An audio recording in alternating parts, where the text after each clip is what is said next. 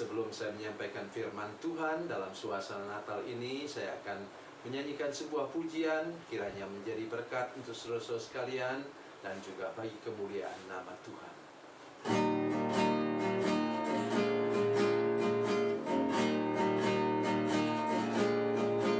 Di sawah dan di ladang ku bekerja,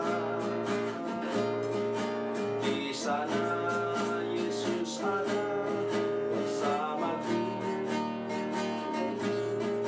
Di rumah dan di pondok ladangku berada, di sana Yesus ada besertaku.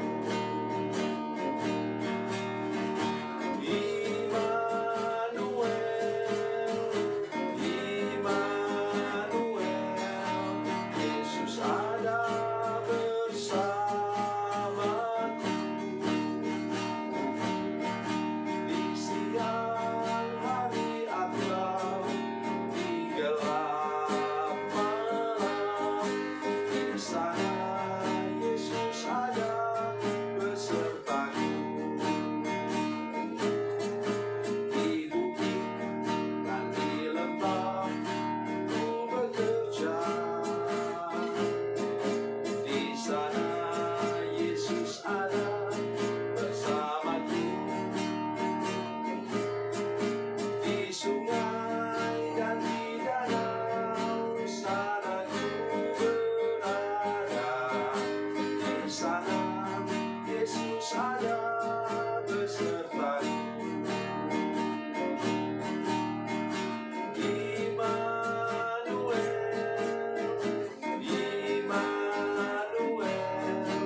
Yesus ada bersamaku. Di siang hari atau di gelap malam, di sana Yesus ada besertaku.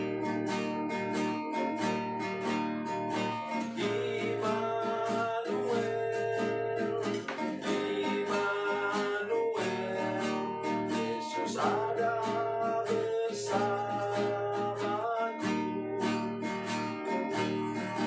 Di siang hari atau di gelap malam, di sana Yesus ada besertaku.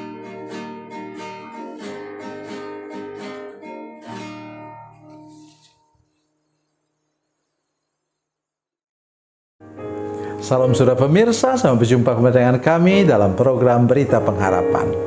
Saudara pemirsa, ingat baik kalau kita jahat kepada orang yang tidak bersalah, maka kita akan Tuhan buat makin lama makin merosot. Memang ini konteks perjanjian lama, tapi sekarang juga sama. Ya, sikap kita kepada orang lain menentukan bagaimana kita diangkat oleh Tuhan dan dipulihkan oleh Tuhan. Mari kita berdoa sebelum kita lebih jauh mendengarkan firman Tuhan ini. Bapa, dalam nama Yesus kami mengucap syukur kepadamu Tuhan, bahwa oleh anugerah-Mu kami dapat hidup dan menolong orang lain tanpa pamrih, dan kami tidak pernah berniat jahat kepada siapapun juga. Terima kasih Tuhan. Dalam nama Yesus kami berdoa. Haleluya. Amin. Saudara pemirsa, mari kita membaca Alkitab kita dari Perjanjian Lama. Perjanjian Lama 2 Samuel pasal 3 ayat 1. 2 Samuel pasal 3 ayat 1, demikian bunyi firman Tuhan. Peperangan antara keluarga Saul dan keluarga Daud berlarut-larut. Daud kian lama kian kuat, sedangkan keluarga Saul kian lama kian lemah. Amin. Saudara pemirsa, 13 tahun Saul menguber-uber menantu kandungnya sendiri. Dan tentu anak-anaknya juga tahu. Salah satu yang justru bersahabat dengan Daud adalah Yonatan. Saudara, saya ingin mengajak kita sekarang hari ini untuk menyadari bahwa kutuk itu turun kepada anak cucu kita. Kalau kita sering melakukan hal yang jahat dan sesuatu yang merusak hidup orang lain. Saya ingin ingatkan kita semua, saudara sekalian. Jangan saudara pikir, ya, saya suka-suka saya lah hidup. Engkau punya anak, punya cucu. Nanti engkau akan melihat pengalaman hidup mereka kemudian yang sungguh-sungguh tidak diberkati oleh Tuhan. Begitu juga di sini dikatakan, memang Tuhan tidak langsung memunahkan seluruh keluarga Saul. Enaknya kan begitu, tapi tidak. Tuhan memberi bukti seperti ini. Daud makin lama makin terangkat,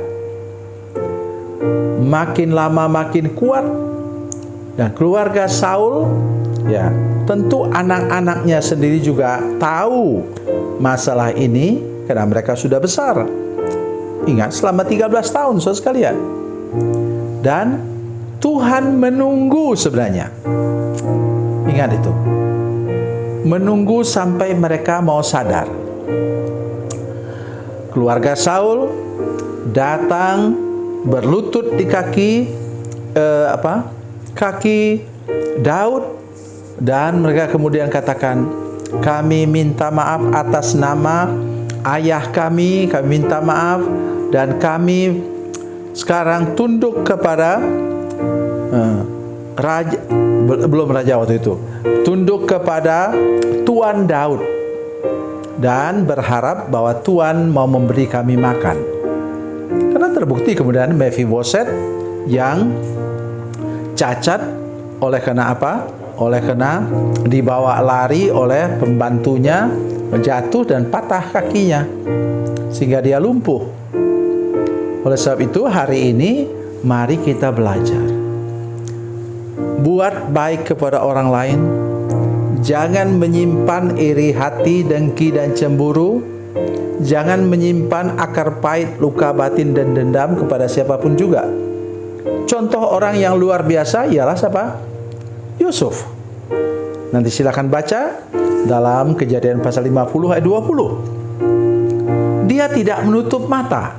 Memang iya, dia katakan, memang engkau telah mereka-reka hal yang jahat terhadap aku, tapi Tuhan sudah membalikkannya menjadi berkat untuk kalian semua, untuk kehidupan banyak orang. Dan memang iya. Coba saya lihat, itu abang-abang dari Yusuf itu kemudian terpuruk hidupnya.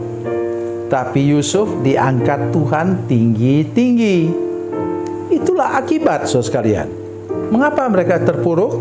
Karena mereka menganiaya, mau membunuh adiknya sendiri. Jadi saudara sekalian, bapak mereka siapa? Sama, Yakub. Cuma kandungan yang melahirkan mereka yang berbeda. Oleh sebab itu hari ini, entah siapapun juga yang kita hadapi, apakah itu tempat pekerjaan, di kantor, atau di gereja bahkan, tolong punya hati yang mau menolong orang, bebas dari rasa iri hati, dengki dan cemburu, bebas dari akar pahit, luka batin dan dendam kepada siapapun. Lihat di sini, yang menderita kemudian apa? Keturunannya Saul. Kasihan mereka itu, ya. Tetapi mereka juga tidak mau sadar, malah mereka melawan, ya. Jadi itu sebabnya mengapa saya mengajak kita semua hari ini, mari perhatikan ini benar-benar, hiduplah dengan istilah saya yang sangat penting, rendah hati, sabar dan setiawan, dan bertekad tidak akan pernah merugikan kehidupan orang lain. Tuhan akan memberkati saudara sekalian sampai pada keturunan saudara nanti akan diberkati oleh Tuhan. Tuhan Yesus memberkati, Tuhan Yesus baik. Mari kita berdoa. Bapa, dalam nama Yesus, terima kasih untuk firman Tuhan hari ini. Beri kami anugerah-Mu untuk mengalami kehidupan yang tidak pernah mengganggu atau merusakkan hidup orang lain, tapi sebaliknya berjuang untuk mengangkat kehidupan orang lain sehingga mereka juga diberkati. Terima kasih Tuhan. Dalam nama Yesus kami berdoa. Haleluya. Amin.